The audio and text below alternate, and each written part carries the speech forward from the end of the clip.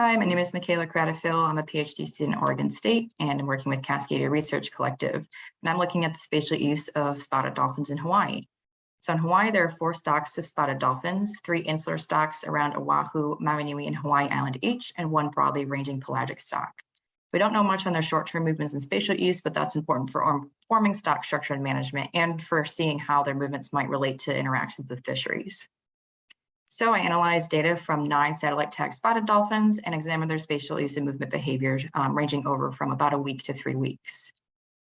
First and foremost, in this map, with the stock boundaries for the insular stocks outlined in dashed lines, we can see that the Oahu spotted dolphins moved way outside of their designated stock boundary fairly frequently, and 1 dolphin even moved through all 3 insular stock boundaries. The Maui Nui dolphins were on the edge of their stock boundary, but didn't move as far outside of it as Oahu dolphins did. In terms of movement patterns, the pelagic dolphin and that 1 Oahu spotted dolphin moved over pretty wide ranges, whereas the insular spotted dolphins remained pretty close to their tagging location throughout the deployment duration.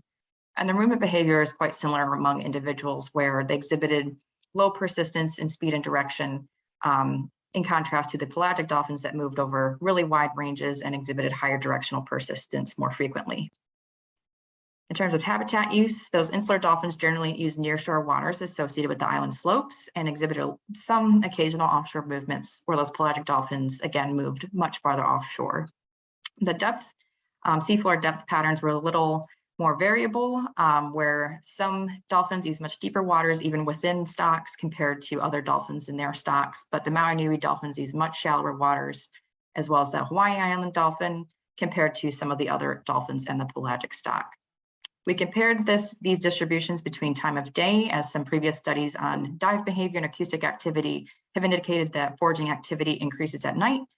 We don't really see a strong signal in horizontal movement patterns over a diurnal cycle, which could indicate that they aren't making extensive inshore-offshore movements for that.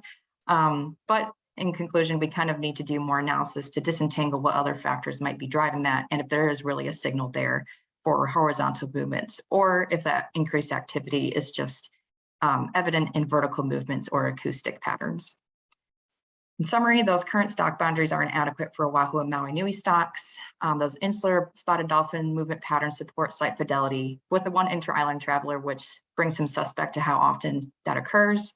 And there is variability in the spatial use among and even within stocks. If you have any questions, please reach out, and thank you for your attention.